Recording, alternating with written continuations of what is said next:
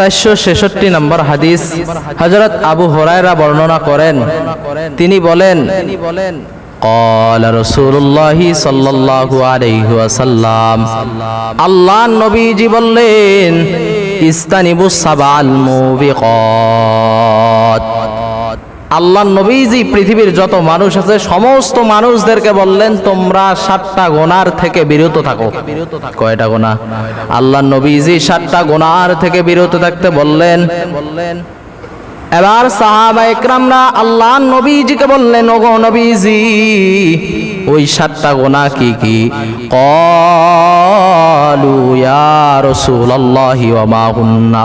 সাহাবা ইকরামরা রাসূলুল্লাহ সাল্লাল্লাহু আলাইহি ওয়াসাল্লামকে বললেন, ওগো আল্লাহর নবীজি, ওই 7টা গুনাহ কি কি? আল্লাহর নবীজি একটা করে বর্ণনা করলেন। আল্লাহর নবীজি 1 নম্বরে বললেন, আশরিকু বিল্লাহ।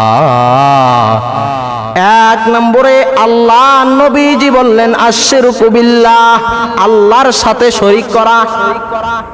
আল্লাহর সাথে শরীক করা, আল্লাহর সমকক্ষ কাউকে মনে করা। আল্লাহর সাথে যদি শরীক করে, এই গুনাহ যদি কেউ করে ফেলে, তার দুনিয়াও বরবাদ, আখিরাতও বরবাদ।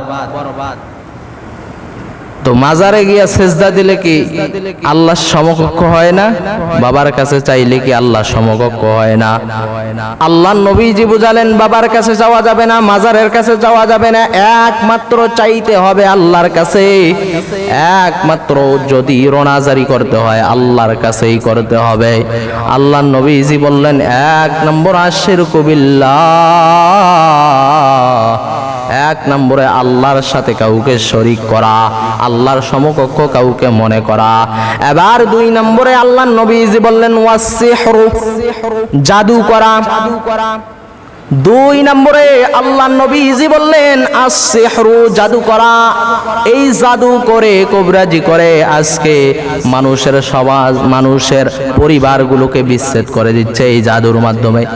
জাদু করা, মানুষের বিয়ে আটকায় এই জাদুর মাধ্যমে। মানুষের সুখী সংসারগুলো ভেঙে যাচ্ছে এই জাদুর কারণে।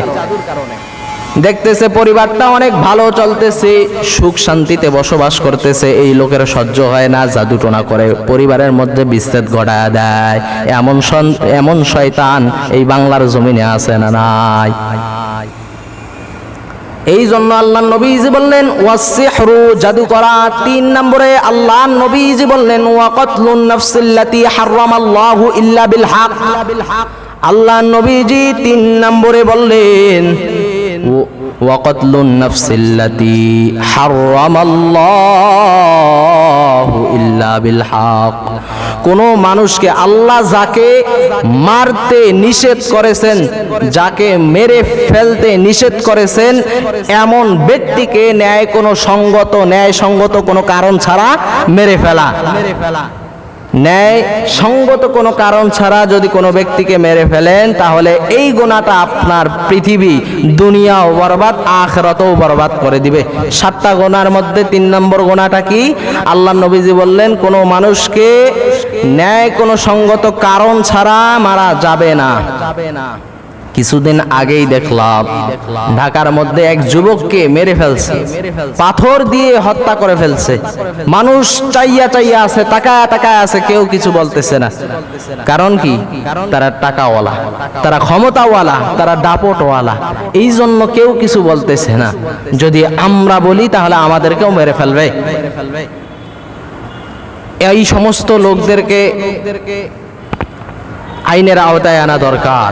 কিন্তু বাংলাদেশ সরকার আজকে তাদের মামলাটাই উল্টো করে দিয়েছে। সোহাগ নামের ছেলেটাকে যে মারধর করলো, পাথর দিয়ে মারতে মারতে মৃত্যু শহীদ করে দিল, এর ব্যাপারে কি পদক্ষেপ নিলেন? এজন্য আল্লাহ নবীজি বলছেন, কোন ব্যক্তিকে কোনো সঙ্গত কারণ ছাড়া মারা যাবে না। এবারে 4 নম্বরে আল্লাহ নবীজি বললেন, ওয়া আকলুল রিবা। 4 নম্বরে আল্লাহ নবীজি বললেন, সুদ খাওয়া। আমাদের সমাজে এটা সবথেকে মনে হয় কম না বেশি? প্রত্যেকটা বাড়ি সুদ ঢুকে গিয়েছে, প্রত্যেকটা ঘরে সুদ ঢুকে গিয়েছে। ঠিক কি না? প্রত্যেকটা ঘরে ঘরে সুদ ঢুকে গিয়েছে। এবার আল্লাহর নবীজি 5 নম্বরে বললেন ওয়াতাওয়াল্লি ইয়াউমাজ যাহফি। 5 নম্বরে আল্লাহর নবীজি বললেন যুদ্ধের ময়দান থেকে পলায়ন করা, যুদ্ধের ময়দান থেকে পলায়ন করা। 6 নম্বরে আল্লাহর নবীজি বললেন ওয়াকযফু মুহসিনাতিল মুমিনাতিল গাফিলাত। কোন সতী সাথী নারীর উপরে মিথ্যা অপবাদ দেওয়া, কোন ভালো নারীর উপরে, মুখলেস নারীর উপরে মিথ্যা অপবাদ দেওয়া, এটা পৃথিবীর নিকৃষ্টতম একটা গুনাহ। তো আল্লাহর নবীজি 1 নম্বরে বললেন আশিরকু বিল্লাহ।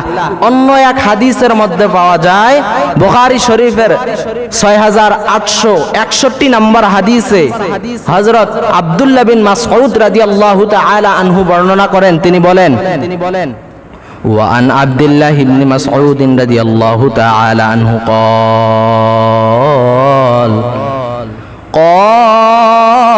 قال رسول الله صلى الله عليه وسلم قال رجل يا رسول الله أي الذنب أكبر عند الله। আল্লাহর নবীজির কাছে একজন ব্যক্তি আসলো, আসার পরে বলতেছে ওগো আল্লাহর নবীজি আইয়ু যামবি আকবারু ইনদাল্লাহ, পৃথিবীর মধ্যে সব থেকে বড় গুনাহ কোনটি? আল্লাহর নবীজি বললেন, একটা একটা করে আল্লাহর নবীজি বলে দিলেন ক্বালা আনতা দাউ লিল্লাহি নিদ্দাউ ওয়া হুয়া খলাকাকা। 1 নম্বরে আল্লাহর নবীজি বললেন আনতা দাউ লিল্লাহি নিদ্দাউ ওয়া হুয়া খলাকাকা, তোমার রবের সমকক্ষ কাউকে মনে করা, তোমার রবের সমকক্ষ কাউকে মনে করা অর্থাৎ শিরিক করা। এই শিরিকের ব্যাপারে অহরহ হাজার হাজার হাদিস আল্লাহর রাসূল বর্ণনা করেছেন। তো আমাদের এই শিরিক থেকে বিরত থাকতে হবে। আল্লাহর নবীজি 1 নম্বরে বললেন আনতা দাউ লিল্লাহি নিদ্দাউ ওয়া হুয়া খলাকাকা, তোমার রবের সমকক্ষ কাউকে মনে করা অথচ তিনি তোমাকে সৃষ্টি করেছেন। এরপরে সাহাবায়ে কেরাম বললেন ক্বালা আইয়ুন, এরপরে কোন ব্যক্তি, এরপরে কোন গুনাহটি? আল্লাহর নবীজি বললেন ক্বালা আন তাকতুলা ওয়ালাদাকা খাশিয়াতা আইয়াতআমা মাআকা। আল্লাহর নবীজি বললেন তোমার সন্তানকে হত্যা করে ফেলা। কেন? খাশিয়াতা আইয়াতআমা মাআকা, যে সে তোমার সাথে খানা খাবে, এই ভয়ে তোমার সন্তানকে হত্যা করে ফেলা।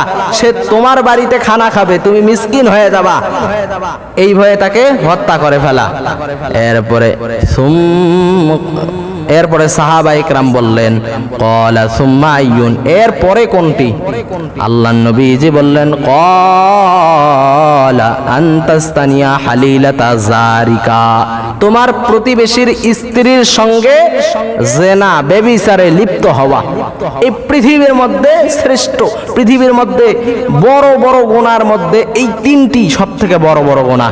1 নম্বরে আল্লাহর সাথে শরীক করা, 2 নম্বরে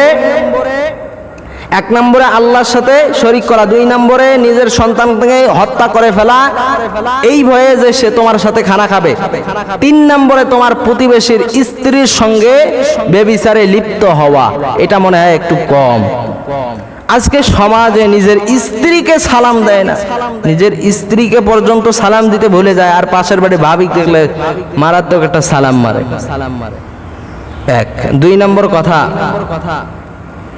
আল্লাহর নবীজির আরেক হাদিস। অনেক ভাই বলেন যে আমার মনের মধ্যে অনেক খটকা লাগে, আল্লাহকে নিয়ে খটকা লাগে, ইসলামকে নিয়ে খটকা লাগে। বন্ধ করো নামাজ।